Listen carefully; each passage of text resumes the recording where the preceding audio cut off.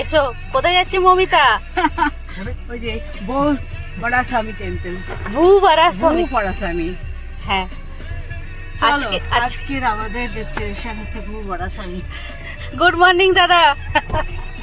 এদিকে মন্দির হ্যাঁ হ্যাঁ, জুতোটা পরছিলাম, তারপর হঠাৎ করে মনে হলো মন্দিরে জুতো খুলতে হবে।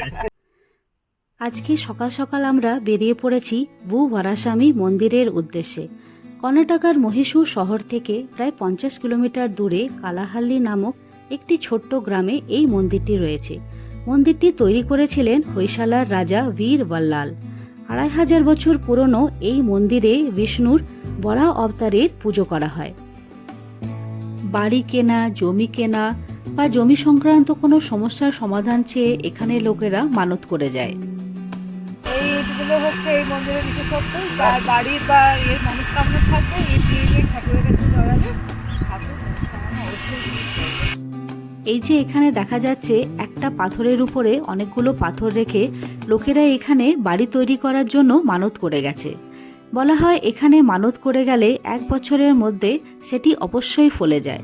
আর এখানে মানত ফলে গেলে লোকেরা 2টি করে ইট ভগবানের কাছে প্রসাদ হিসাবে নিবেদন করে। একটি ইট তারা মন্দিরে রেখে দেয় আর আরেকটা ইট নিয়ে গিয়ে নিজেদের বাড়ি তৈরি করার কাজে লাগায়।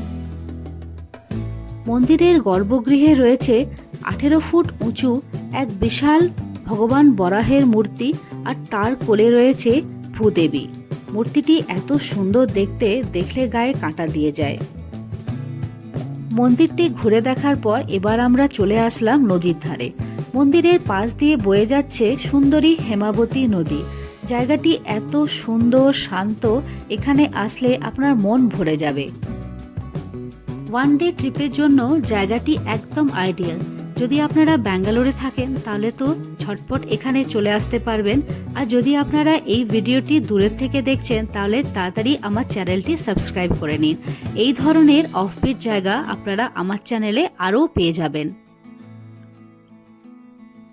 ভিডিওটি যদি ভালো লেগে থাকে তাহলে নিশ্চয়ই আমাকে কমেন্ট করে জানাবেন।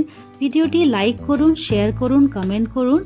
আবারও চলে আসবো খুব তাড়াতাড়ি আরেকটি নতুন ভিডিও নিয়ে। ততদিনের জন্য টাটা।